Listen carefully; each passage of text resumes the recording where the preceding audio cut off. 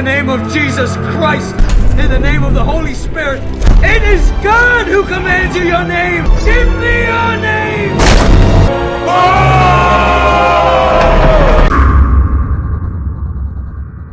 Halo semuanya, selamat datang kembali di Fakta Film. Kali ini Fakta Film akan merekap alur cerita film dari tahun 2011 yang berjudul The Raid. Film ini bercerita tentang seorang pastor muda yang imannya belum kuat, harus melakukan ritual pengusiran setan kepada wanita yang tengah dirasuki oleh iblis yang sangat ganas. Dia bersusah payah melakukan ritual tersebut karena di dalam lubuk hatinya yang terdalam, dia masih tidak mempercayai tentang kerasukan.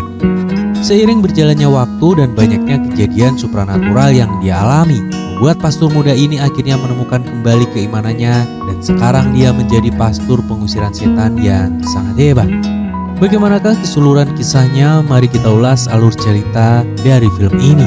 Kami ingatkan kembali kepada kalian semua, apa yang akan kami sampaikan ini adalah sebuah spoiler film. Buat kalian yang tidak masalah dengan spoiler, seperti biasa pakai handsetnya, tutup rapat pintu kamarnya, dan mari kita mulai ceritanya.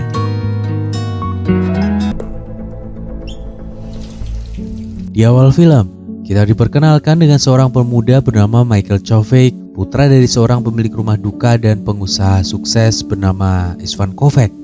Di sini Michael merasa kecewa dengan pekerjaannya sebagai pengurus pemulasaran jenazah di rumah duka milik ayahnya. Michael lantas memutuskan untuk masuk ke seminari guna mendapatkan beasiswa. 4 tahun pun berlalu. Kini Michael ditasbihkan menjadi diaken atau anggota pelayan gereja di seminarinya. Merasa imannya tidak cukup kuat, Michael lantas menulis surat pengunduran diri kepada atasannya yang bernama Pastor Matthew. Kemudian di suatu malam di tengah guyuran hujan yang sangat deras, terlihat Pastor Matthew tengah mengejar Michael yang saat itu berjalan di pinggir trotoar jalan. Tapi tiba-tiba Pastor Matthew tersandung dan terjatuh. Bersama dengan itu melintas seorang wanita yang menaiki sepeda terkejut yang membuatnya oleng ke sebelah kiri dan kemudian ditabrak oleh mobil yang melintas. Wanita itu terpental dan sekarat. Michael yang tidak jauh dari situ lantas mendekati berusaha untuk menolongnya. Keadaan wanita itu begitu sangat memprihatinkan. Dia lantas minta Michael untuk memberkatinya, mengampunkan dosanya sebelum ajal menjemputnya. Awalnya Michael merasa ragu, tetapi pada akhirnya dia tidak bisa menolak permintaan wanita tersebut sebab dia merasa kasihan karena keadaan wanita itu yang sangat menyedihkan. Dengan tenang Michael menghibur si wanita dan memulai ritual pemberkatan agar Tuhan menghapuskan seluruh dosa-dosanya. Wanita itu pun akhirnya meninggal dunia dan dari kejauhan Pastor Matthew yang melihat kejadian tersebut merasa terkesima dengan apa yang telah dilakukan oleh Michael. Pastor Matthew kemudian berencana mengirim Michael ke Vatikan agar dirinya bisa mempelajari lebih dalam tentang ritual pengusiran setan. Merasa enggan, Michael menolaknya. Namun Pastor Matthew berkata kalau Michael menolak tawaran tersebut, maka beasiswa Michael akan hilang dan dirinya harus mengganti sebesar $100.000. Tetapi semua itu tidak akan terjadi jika Michael mau menerima tawaran tersebut untuk pergi ke Vatikan belajar ilmu pengusiran setan di sana. Singkat cerita, dengan terpaksa akhirnya Michael memutuskan untuk pergi ke Vatikan. Sampainya di sana Michael bertemu dengan seorang wanita bernama Angelina yang berprofesi sebagai seorang jurnalis sekaligus sedang mengikuti kelas yang sama dengan Michael. Angelina adalah seorang reporter yang sedang membuat sebuah artikel tentang ritual eksorsisme. Pada awalnya dia menutupi profesinya tersebut kepada Michael agar bisa dekat dengannya untuk menggali lebih dalam lagi tentang ritual tersebut dari Michael. Setelah kelas usai, seorang pastor bernama Pastor Safir merasa Michael adalah seorang yang skeptis dan tidak percaya dengan semua itu. Terlebih lagi kadar keimanan Michael yang masih diragukan. Pastor Safir lantas minta Michael untuk menemui koleganya bernama Pastor Lukas yang berasal dari Wales, seorang Jesuit, yaitu sebuah ordo Katolik Roma yang dikenal dengan kedisiplinannya. Michael setuju. Dia lantas datang ke rumah Pastor Lukas yang saat itu akan memulai sebuah ritual pengusiran setan terhadap seorang gadis muda yang tengah mengandung tak wajar berumur 16 tahun bernama Rosaria. Pada saat Pastor Lukas akan melakukan ritual eksorsisme, dia mengajak Michael untuk membantunya. Beberapa saat kemudian ketika ritual tengah berlangsung, tiba-tiba ponsel Pastor Lukas berbunyi dan dia lantas minta Michael untuk melanjutkan ritualnya meski tahu Michael belum tahu apa-apa. Singkat cerita, ritual pengusiran setan pun kembali diambil alih oleh Pastor Lukas. Setelah prosesi itu selesai, Pastor Lukas mengungkapkan kepada Michael kalau dia pernah berada di posisi yang sama seperti Michael, di mana dia tidak tahu lagi apa yang harus dipercaya. Bahkan dia mengatakan juga kalau keadaannya saat itu jauh lebih buruk daripada Michael. Kemudian dalam pertolongan Tuhan, Pastor Lukas akhirnya kembali ke jalan Tuhan dan berhasil keluar dari kegelapan. Suatu malam ketika Michael dan Angelina sedang berada di sebuah kafe, Angelina bertanya kepada Michael kenapa dia mau mengambil kelas tentang eksorsisme. Michael menjawab dia pun tidak tahu pasti, namun dia akan segera mengetahuinya. Kemudian Angelina bertanya tentang Pastor Lukas. Dia ingin tahu apa saja yang didapat Michael darinya, karena selama ini setiap Angelina ingin mewawancarai Pastor Lukas, dia selalu menolaknya. Sampainya di kamar, Michael yang akan beristirahat, tiba-tiba dia menemukan gelang milik Rosaria. Padahal dia tidak pernah mengambilnya atau Rosaria memberikan gelang itu kepadanya. Kembali ke eksorsisme di hari berikutnya, Rosaria mengungkapkan bahwa dia telah diperkosa oleh ayahnya sendiri yang menyebabkannya selalu kerasukan setan.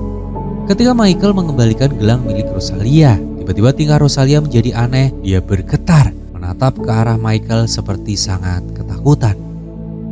Ketika Pastor Lukas melakukan ritual pengusiran setan terhadap Rosalia, Michael menduga bahwa semua ini adalah sebuah rekayasa. Bahkan setelah dia menyaksikan sendiri kejadian supranatural seperti keluarnya paku dari mulut Rosalia dan juga dia tiba-tiba fasih berbahasa Inggris, belum cukup membuat Michael percaya terhadap keaslian ritual tersebut.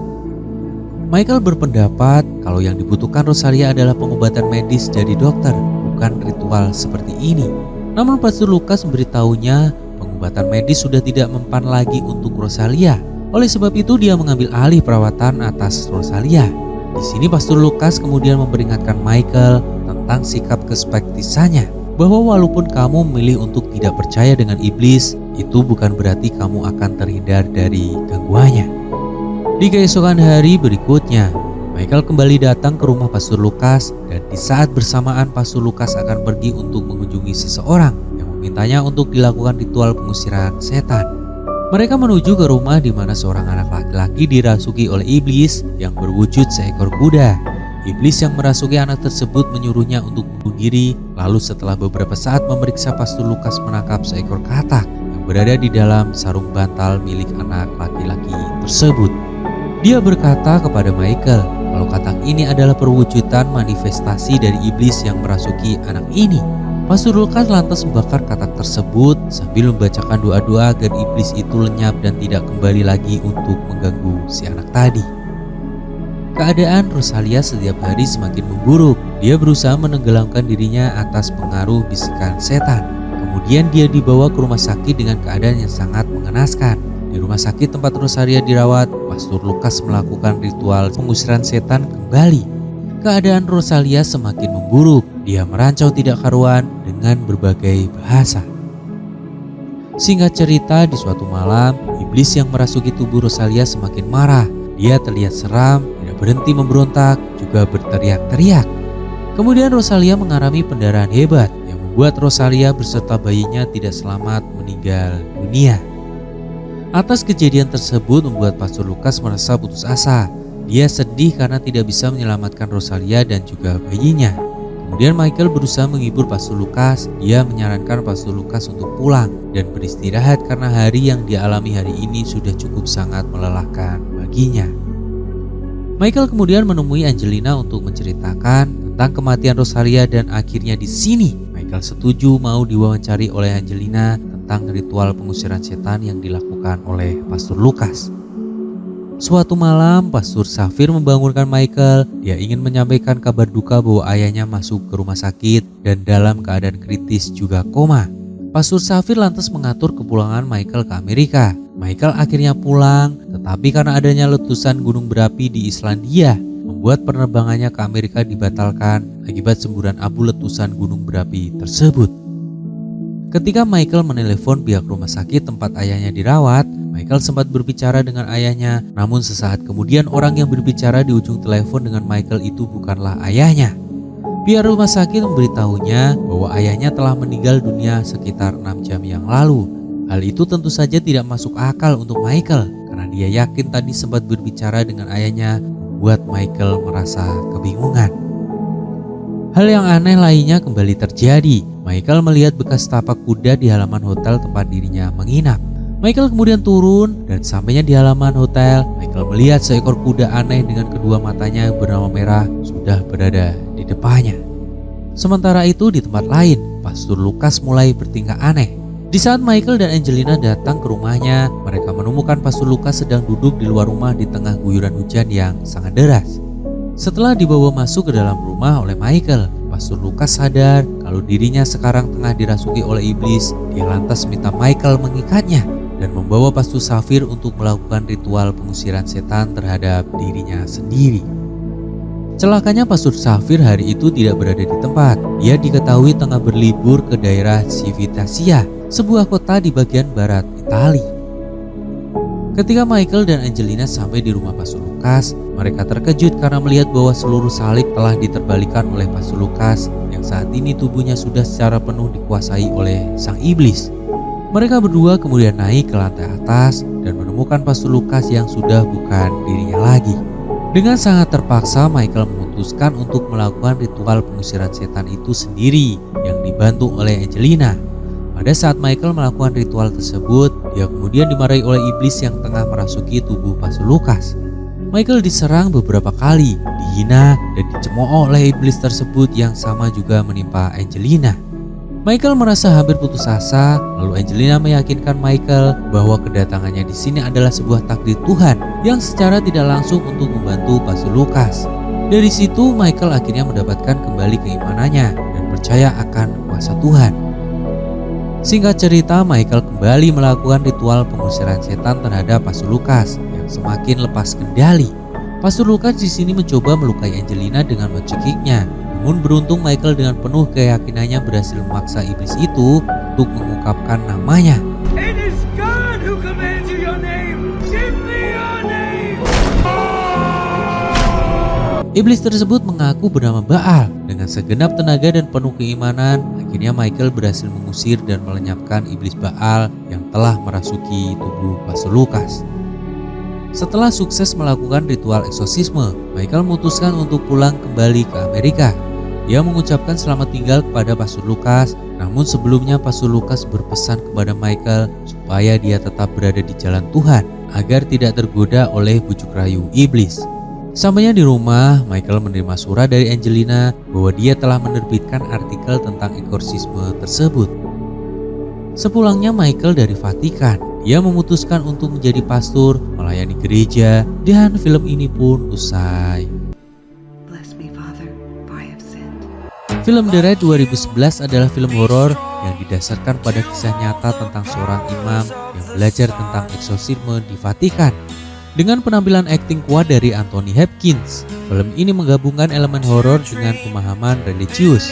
Cerita mengikuti perjalanan seorang seminaris yang ragu-ragu dengan panggilannya dan pelatihan eksorsisme yang dipimpin oleh imam eksorsis yang berpengalaman.